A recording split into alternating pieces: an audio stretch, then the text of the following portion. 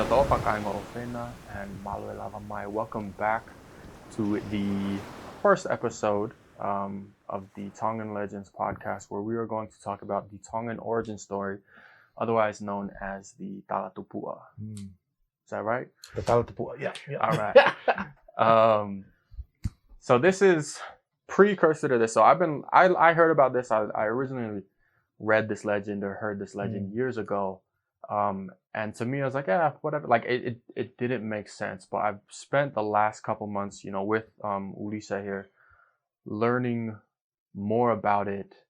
And to be honest, I'm gonna just tell y'all, my mind was blown. Like it is crazy, and I got some far out stuff out there that we might talk about. But just get ready. This is awesome. It will go into things like the theory of Tava, time and relativity. The fahu, origin of the fahu system, or where fahu might have come from. And on top of that, just a bunch of scientific stuff that's really kind of mind-blowing. So without further ado, I will turn the time over to my co-host, Ulise. Why don't you go ahead and just kind of tell the story? I might, jump in on you a couple times, but yeah, and then let's hear it. Sure, malo Alpito. Again, malo ilang maari ho ik magkainga. My respects and reverence over here to the Fototehina, Ngahawa Mafakataw Katea, and to all of the Ho'eki. Thank you all for again watching and tuning in to our first episode. And as Wakona had stated, we're going to be talking about the Talatupu'a. Now, just a quick little intro on that. These are the stories or quote unquote legends and myths that were written, recorded by some of the early Palangi missionaries or explorers. And this one especially is really important because this is the belief of the ancient Tongans and many Tongans today of where we come from. And so in English, they usually call it like a cosmology or cosmogony. And so I want to share that with you folks today. And like Wakona said, we see it, especially with our influence, our Christian influence. There's a lot of, it's hard for us to understand, hard for a lot of people to accept, but we'll get into that later, okay? So, Talatupu'a Tonga.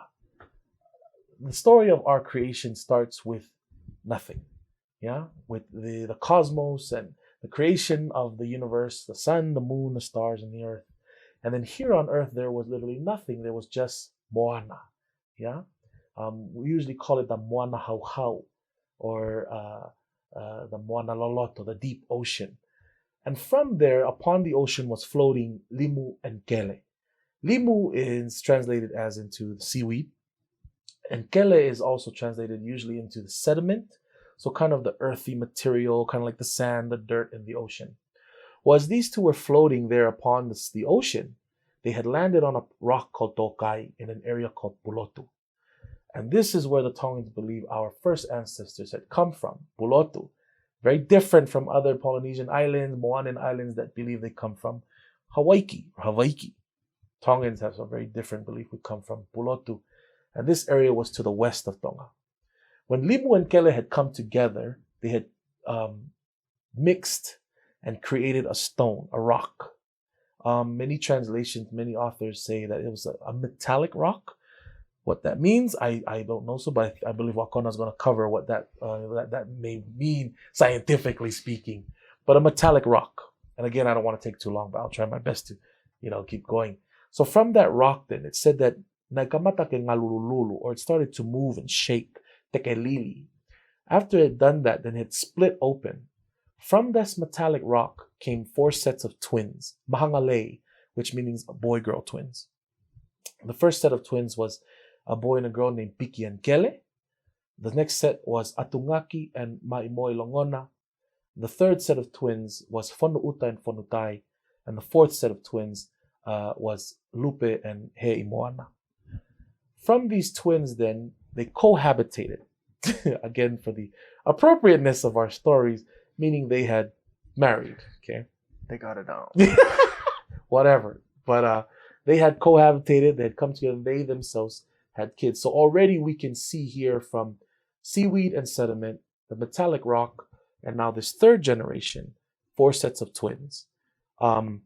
It doesn't say, however, in the stories whether they were humanoid, whether they were people, But from the sounds of their names, the translations and meanings of their names, these were a mix of creatures, elements, even sound for one of them. So from these four twins came other children. Yeah. So from the first set of twins, from Piki and Kele, came another Mahangale, another set of twins named Taufulifonua, the male, and Havea Lolofonua. This is the first instance we start to see human type of beings. From the second set of twins, Atungaki and Ma'imoi Longona, we get Velelahi. Okay, she's just a single child. From Fonuuta and Fonutai, we get Velesi, also known as Hina. And from the fourth set of twins, from Lupe and Hei Moana, we get another set of Mahangale, Tokilanga Fonua and Hinatu'e Fanga. That family will reside mainly in Ewa Island. Yeah, we'll get to that. So already you can see this is 4 generations in the Tongan cosmology or the Tongan myth of creation and origins. Okay, and this 4th generation is very important because from these people, you get some of the most important names throughout the Pacific, throughout the Polynesian, Moanan Triangle, great ancestors through all of the different islands. And to Tongans, very different the way we view them. So I'm going to get to that, all right? So if you kept up with me, we have 4 generations. From the first twins, yeah, we have a first set of twins and they had twins. From Taufulifonua and his wife Havea Lolofonua, we get a child, a female child, whose name is Havea Hikuleo. And she is a girl, of course. She is the oldest child. As tradition goes, when women would marry to a high chief, especially in the old days of the Tuitonga, they would also bring along their younger sisters or younger cousins to all go together with the family, the royal family. Yeah. So Taufulifonua not only cohabitated with Havea Lolofonua, his twin sister, and had Hikuleo, but he then cohabitated with Verelahi. Their child became known as Tangaloa Eiki. Now that name we know throughout the Pacific is very, very famous, the name Tangaloa. And in Tonga, we know the Tangaloa, the great Tangaloa Eiki, as a younger brother of Hikuleo. Taufulifonua then cohabitated with the third woman, Velesi'i or Hina. From this couple, from this pairing, we get Maui Motua. So now we see another very famous name throughout the Pacific, Maui Motua, meaning old Maui. Okay? And that's the 3 main children that come from that family, who become the highest 3 gods in the Tongan pantheon, with the chief goddess being Hikuleo. Okay? What's a pantheon? Ooh, a pantheon. Ooh. Why you have to use the expensive words? I know. I'm sorry. Money. Because we're on the internet now. We got to look the part, sound the part. Okay, yeah? Look up pantheon. I'll do that later. Yeah, so the group of gods. Sorry. Yeah, so to the Tongans, the ancient Tongans, these were the 3 highest gods that had governed the world, and so is that where you want to? What? So I just to recap real quick. We had Moana, open ocean, deep ocean. Limu and Kele, which were just sediment and sea life, some form of plant sea life, right? Limu came together, made Toya Futuna, who was a metallic rock. Toya Futuna shook and busted out 4 sets of twins. All of those twins had kids. And then 3 of those twins, so there was the first set of twins had 2 kids, a boy and a girl. Yeah. The next 2 sets of twins had girls. Again, there was another set of twins after that, but they went and did their own thing. Yeah. So out of these 3 sets of twins, we get Hikuleo, Tangaloa Eiki, and Maui Motua, right? What happened between them? So what had happened after, as the story goes from our ancestors, is that Hikuleo, being the oldest child, but also the daughter of her father, Taufulifonua, and his first wife, Havea Lolofonua, she was the Pele.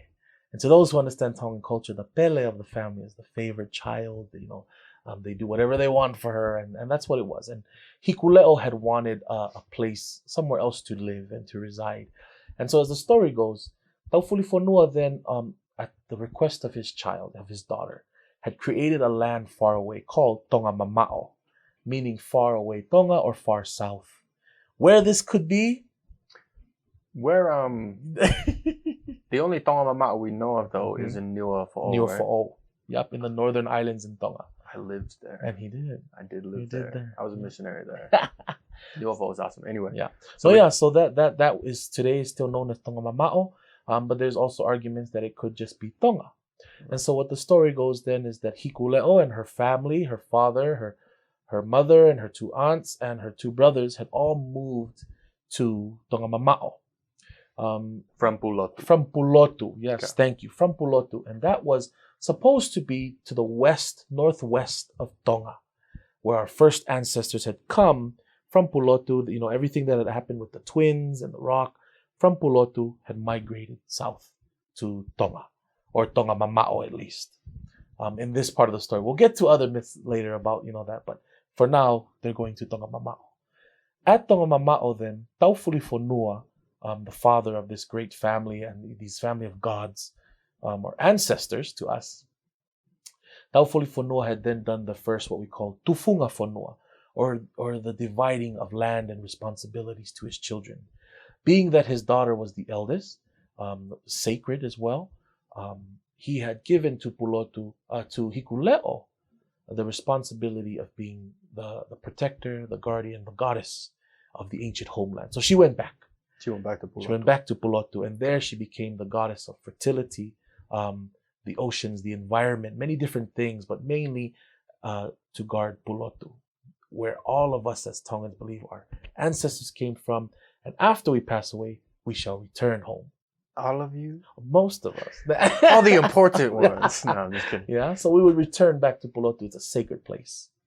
Well, he not only gave to Hikuleo that fatongia, that responsibility, but he also then gave to the 2 younger sons, who, as the younger sons, their job was to whakahiki-hiki, and to care for and love and respect their sister, right? And so they had to respect their boundary that she was there in Pulotu.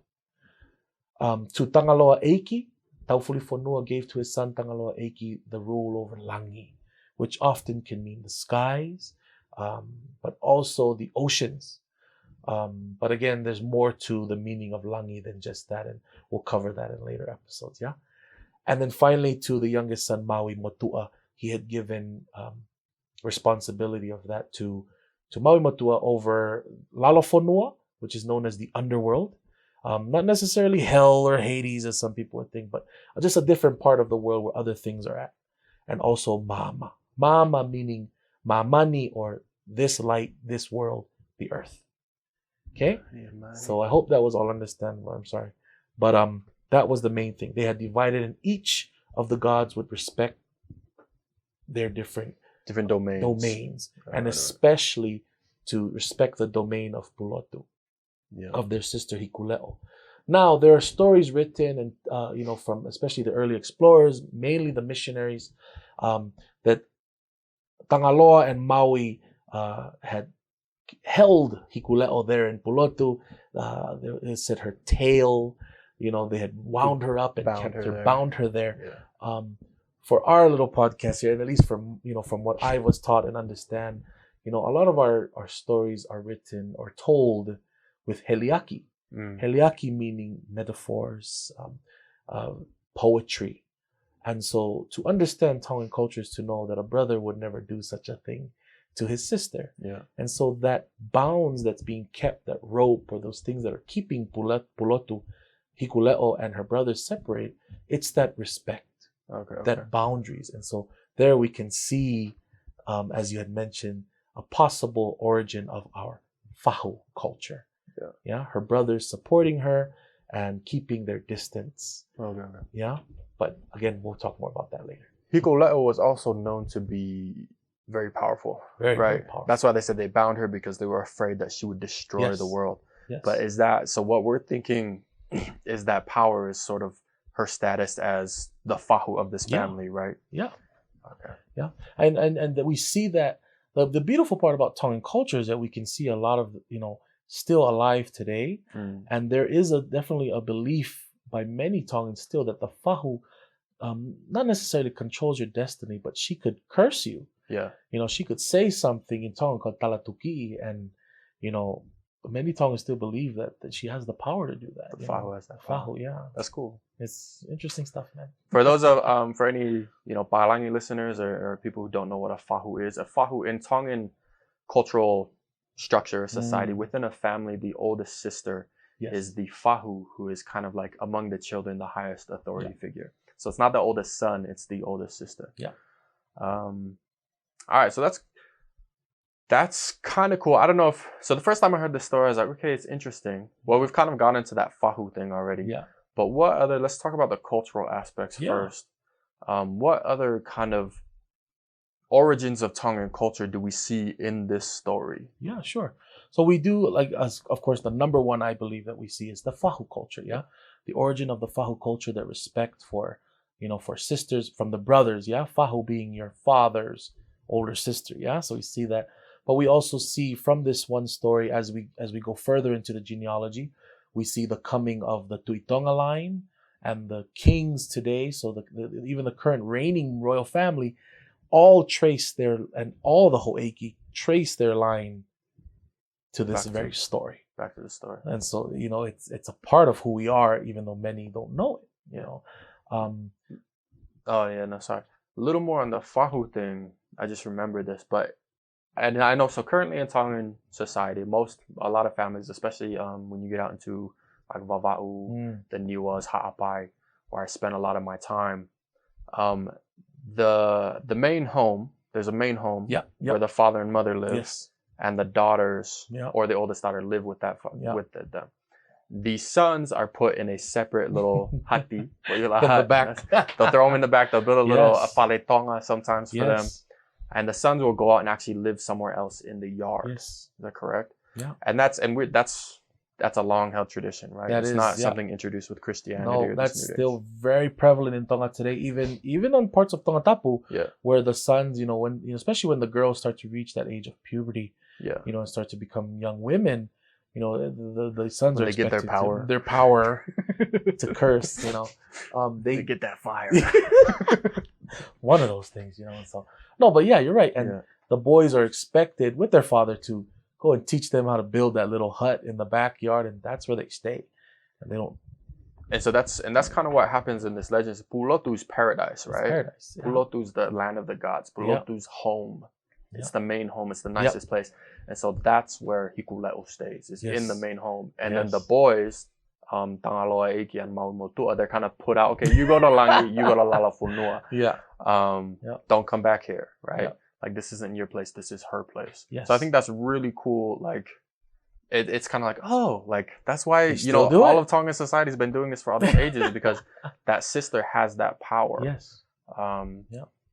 That sacredness, that respect. Yeah. And eventually you'll start to see that, yes, she has that power as well. But, again, when we start to go further into our different history and stories, you'll see that, the male then also starts to work together, that from the Tangaloas and from the Mauis, then you get, male leaders who will work and coincide with the fahu, and so we see that the ulumotua. In Tongan society, we have fahu, the woman, and then we have the male counterpart, the ulumotua, the eldest son, and so that's what we see with the Tangaloa lines. Eventually the Tuitonga and all of them became, from the line of Tangaloa, became the high priests of Hikuleo, representing their sister line.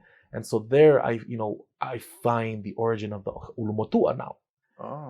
To work together with their fahu, to represent their sister, to get the work moving. And the main part of the Tuitonga's, work as a priest of Hikuleo was to create the inasi and the, for the gathering of the first fruits to present to Hikuleo. And that's exactly what happens in the family today. The fahu, as the spiritual and the leader of the family, she gathers the children together and the relatives, and but it's the ulumotua, the older boy, that gets the work going. Yeah. He's the one that starts, okay, we got to be there at this time. I want you guys to be cooking this. At the party then, or wedding, funeral, when you get all that koloa and all those Tongan gifts and whatnot, it's the fahu then that starts to divide it up. Yeah. Yeah. So they collect it, she divides it. He collects it, he works. which is what happens in the Inasi. Exactly. They all bring the me'akai together, Yeah. and then whoever's representing or And he hikuleo starts to sends it out divide. to different areas and different families and different ha'a. So we still see that today from this story to current culture, Tongan culture. I didn't ever think of that. Yeah. I love learning new stuff.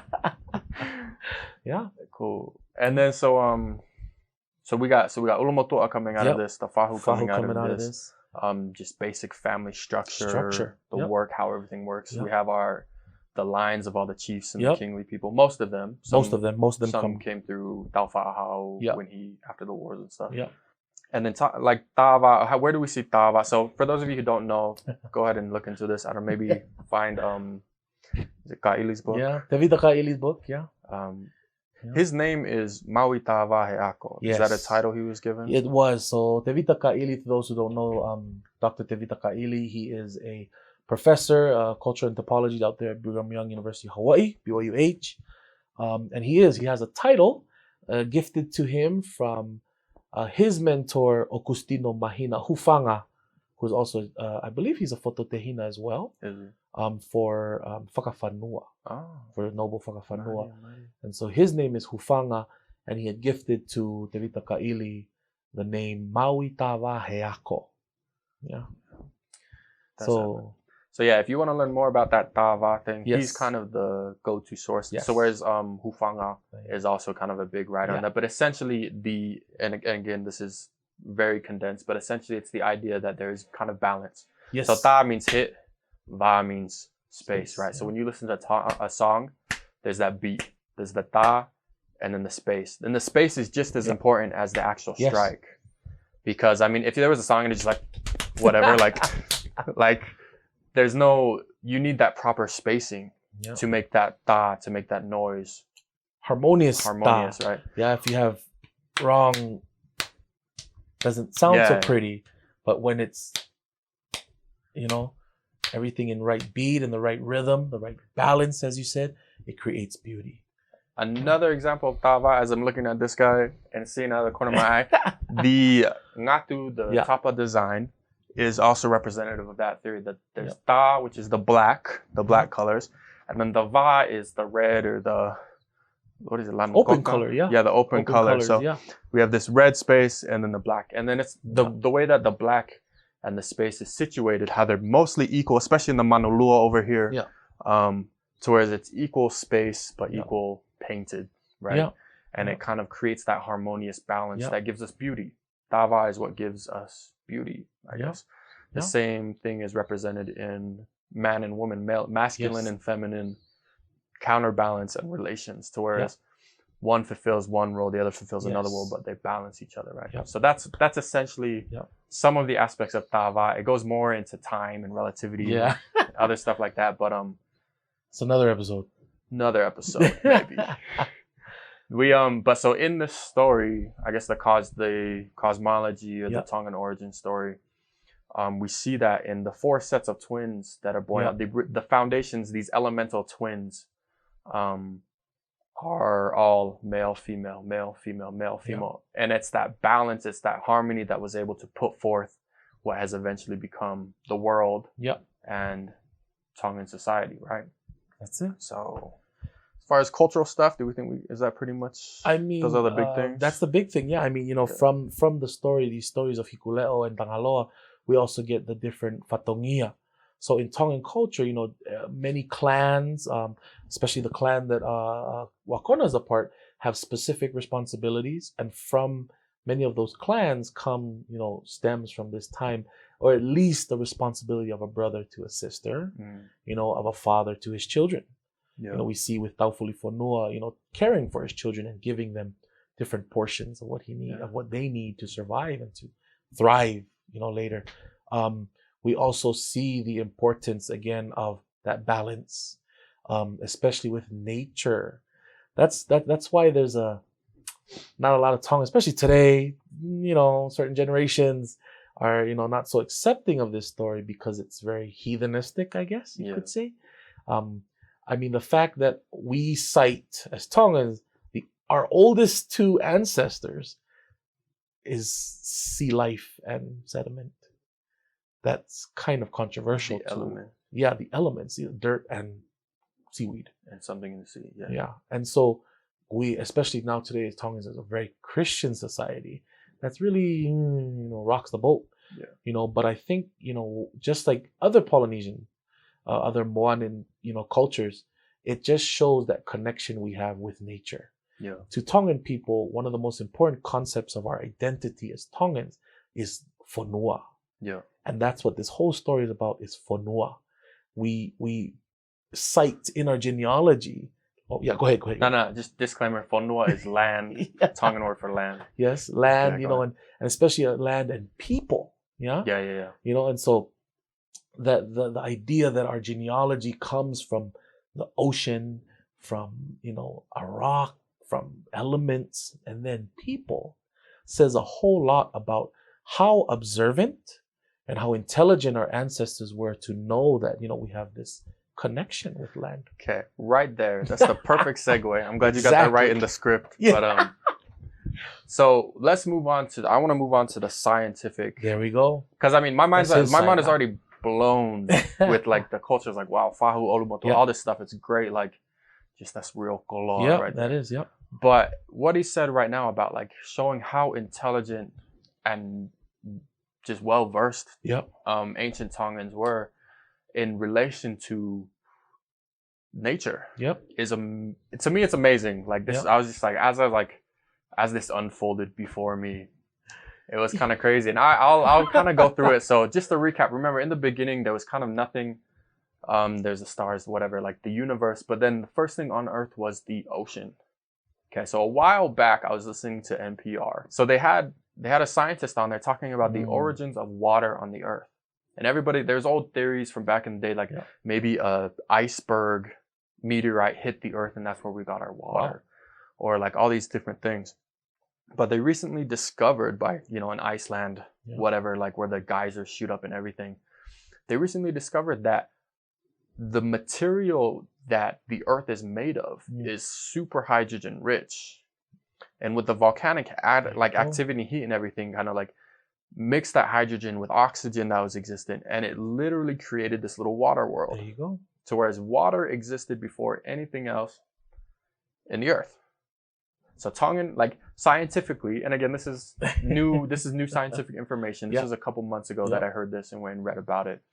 But it's like Tongans have known for thousands of years, in the beginning there was water, right? Life comes from the ocean. The water. Yeah, life comes from the ocean. And then that's science is catching up with what Tongans knew, right? Yeah. Next to that, we have the sets of twins that come out. The first set of twins is called Piki and Kele. Kele we know is the sediment and stuff. But in Masiu Moala's book, what's it entitled? Efinanga. He describes, and there's a few different places that describe Piki as like, they say, Naui ko Piki and Nai Piki hono sino. Meaning like he was called Piki because which is like sticky or oozy or slime or something. Because his body, what he was Piki Piki, and Kele could settle through him, right? So that's kind of like, we know that Piki and Kele weren't necessarily humanoid, but they were more elements. So if you go back, like, look at the base of the ocean, look at the volcanic vents and everything, something that comes out of these things are these single organism life forms that form on this thing called Primordial Ooze. Ooh, another expensive word. Those expensive words, right? So Primordial Ooze is literally like this slime or this piki that forms in the ocean on the edge of these volcanic vents, which there was ocean and there was volcanoes, right? And then out of volcano came Piki and Kele, which was the first organic life form on Earth. So it's crazy that in the Tongan mythology, we have, in the beginning there was ocean, we know that's true, and volcanoes, we know that's true. From these volcanoes came this primordial ooze, this first form of life. And that's the first set of twins that come out. Okay, the next set of twins is Maimoalongona, right? And Atungaki. The only thing I like, in Masiu Moala's book, Efinanga, he says, they came out and Naiuiko Hai Mohai Henai Longonoape or something like, there was sound, right? There was sound. There was silence and sound. There was silence and all sound, of right? that. There's this balance again that could go into the Tava Yeah. thing. But okay, I haven't told you this part yet. Good. This let's go. is new info. New I haven't info. shared this. Hey. Well, actually, I shared this with Lala. Shout out to Lala Ellsworth, my favorite tattooist, even though I don't get tattoos. but Right.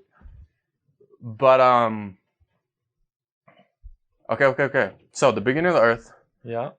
What separates Earth from all these? Oh, there's a lot of things that separate Earth. What, like, you know how there's no sound in space, Right. but there's sound on Earth? Yeah. Why? Ooh. Yeah. Why? Because we have an atmosphere, right? Okay. And so what formed after the ocean and the volcanoes are spewing out the gases and everything that mixed, and it created Gases that create the atmosphere. the atmosphere. There you go. And because of the atmosphere, we have sound. Wow. So after this creation of life and stuff and all this stuff, we have these two gods that come out and saying there was quiet. It's a balance of quiet and sound, Yep. which could only exist with the creation of an atmosphere. Ancestors. Isn't that nuts That's though? deep. Isn't That's that deep. crazy? And Yep. so, and the thing we know is because each of these sets of gods, so out of Pikinkele came Hikuleo, out of Atungaki and Maimoa Longona Tangaloa. came Tangaloa, and his domain The sky. was the sky, was the Whoa. atmosphere. Isn't that crazy? That's crazy. Isn't that crazy? Wow. That's new info to me. So thank But you. this is just a theory. This isn't any scientific stuff. This is yours truly. Oh my bad, I hit the mic. But it just makes like Yeah, that's makes I was sense. because I'm looking at it reading. I was like, that's like they say, and there was noise. Like, what is that? Yeah. That's the atmosphere, bro. Yeah. So it's literally like the Tongan cosmology, and then after that you have let me check real quick. Fonuuta and Fonutai, which is like, again, it translates to sea turtle and land turtle, but it's like this first form of life that can go on land and sea. Yep. Right. Amphibians. Yep. And reptiles. Reptiles and amphibians, Yep. and what we think is like the original ancestors according to science. Yep. Right. And then after that, you have lupe and hei moana, which is a sea snake. Or lupe is a dove, a lupe, and hei moana, which is a sea snake, a tubuhari. Yep. So it's like then you have these more advanced life forms. Yep. It's It's nuts. just following. Yeah. It's following. To those who know, it's following evolution. Yeah. And so it's like, how did these Tongans thousands of years ago Figure that out. know that there was primordial Yep. ooze and an atmosphere? That water came first. That water came first. It's Yep. like, doesn't that blow your mind? It's amazing. And to the, and to add on to that with the scientific discovery, the major theories and understanding DNA and all that of where Polynesians come from, it's from the West. Now, where exactly in the West, there's still theories, mainly Asia, but the fact that they also understood that the Tongans, their earliest ancestors, came from the West, where Pulotu is, that's a major scientific, idea as well. So Yeah, no, because like originally people like Kon-Tiki theory, yeah, they all come from South America, and we do know that there were South Americans that made it out into the Yeah. Pacific, Yeah. or South America and North America at the time Yeah. is all genetically one people. Yeah. But yeah, and then like scientific and the historical aspect, but it's nuts to me that these guys are literally like telling a story yeah, about how oceans were formed, Yeah. how volcanoes created life crawled out of the sea in Fonuuta and Fonutai because there was an atmosphere that was created by this process. Yeah.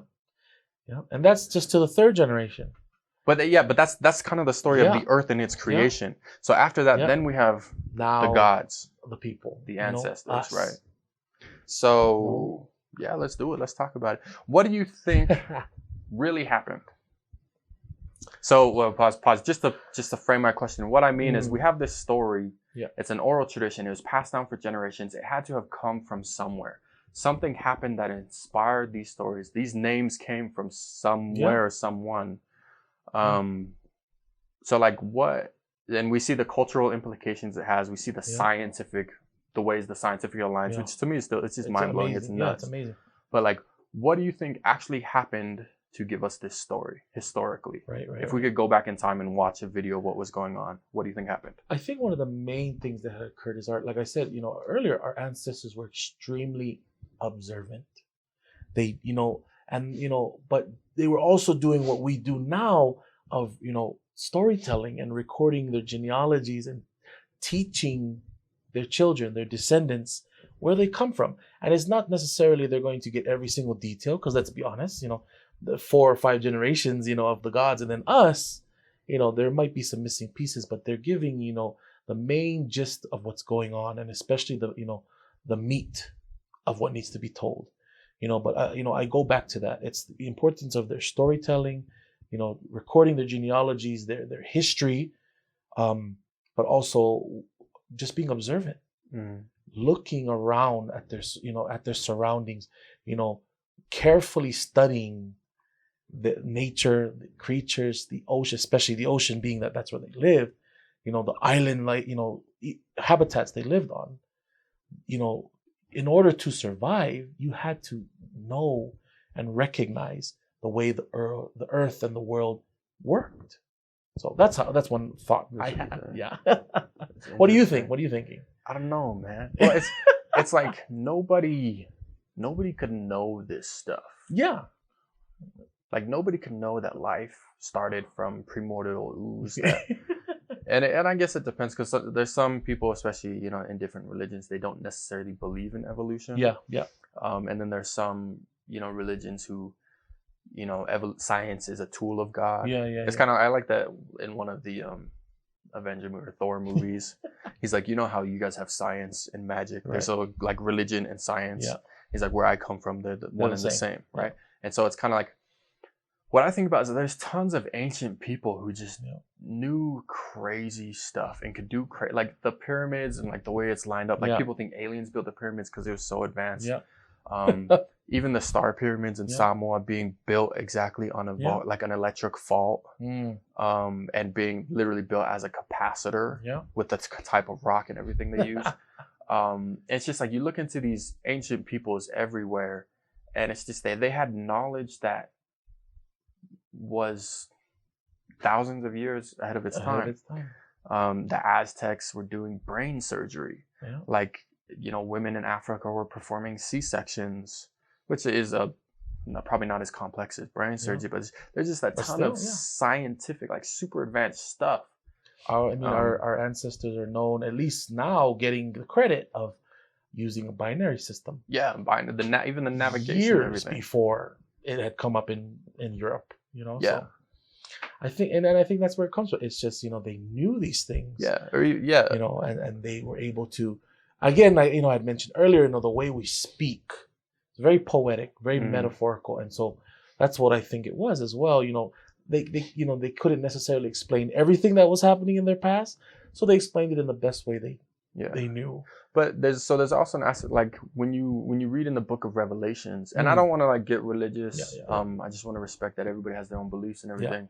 But there are ancient, so in the book of Revelations, he talks about this thing that's shaped like a bow and arrow that roars like a lion and flies through the skies. But if you draw like the shape of a bow and arrow, looks kind of like a Boeing 737, right? And it roars like a lion. Those engines like whoa, like, and so it's like, and he talks about like big black locusts. The helicopters. And people think that's helicopters, right? Yeah. And so ancient people have seen the future and I think the past.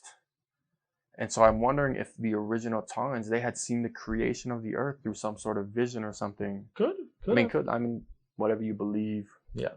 But it's just like, to me, I don't know what another explanation would be as to how they understood that there was this giant metallic rock that shuddered and burst, and out of it came these different elements that created these different things that allowed life to exist on Earth. To thrive. Yeah. So yeah, sorry if we've lost you, but it's a lot of stuff, man. It's people. This is where we like get out there. It's like we promise you we didn't smoke any thing. No. I didn't. No, but like the point of what Wakon had said at the beginning. This is to give to you folks, to the descendants. Yeah. This is from them to us. Yeah. And so this is amazing stuff that we can learn from. Yeah, absolutely. And then you can take it into whatever it means to you. That's however it empowers you. That's the most important aspect. Yeah. Whether it was they just and they were extremely observant. I don't discredit that in any way. Yeah. Like with their environment. They were one with their environment. But at the same time, how do you know these things? Yeah. And interesting is it kind of, this story also is very similar to the Genesis story. Yeah. It's also very similar to the Kumulipo. The Hawaiian Kumulipo, Yeah, which is the Hawaiian origin chant story. Yeah. And it's just like, there's a lot, dude. Yeah. It's crazy. So it's funny, like when I first heard this story, I was like, okay, there was some seaweed and there was water. Yeah. And then out of it, like, came all these weird names that we don't understand at all. And then eventually there was a worm, and we'll get to this part. There's a worm that got chopped into 3 pieces, and it was dudes. Like next episode. Yeah. But like after, so that's the original time I heard it. But then after like learning about it and learning what these, you know, the way they describe these things, it directly aligns with the actual creation as far as we know scientifically of the earth. Yeah. It's beautiful, huh? That's crazy. Beautiful. Beautiful stuff. Your ancestors knew a lot more than you think they did. Yeah, y'all's ancestors is great. Hey, mine built like Stonehenge. Mine built Stonehenge. I mean, so everyone, it's like we talk about ancient people, and everyone's like, yeah, indigenous meaning brown. Like, wow, they knew all these different things. My ancestors knew things too. Okay, all right. Our pagan rituals had meaning too. Okay. Stonehenge. Heck yeah. No, but yeah, I you know, totally popo. You know, I agree 100%, man. This is beautiful stuff that I hope this story, this Talatupu'a, you know, not just a story. You know? It's not just a story. It's not just, you know, and although we call this the Tongan Legends podcast, you know, legends sometimes have that idea of fake, made up, you know, but we're calling it that, you know, because it also gives, you know, these are legendary things, things that almost seem impossible. But as you know, as Wakona has told you with the scientific side, these things are very much possible. Yeah. But it's described and told in the way our ancestors knew how. And now we have it. And I hope you all enjoyed that story a little bit. You know? And with that, we want to thank you for tuning in, listening, or watching, whichever you're doing. Ofalahiatu, and we will catch you on the next episode. Ofalahiatu. Hell yeah. Hell yeah, folks. That was a good one, man. Maria. To all you peoples out there.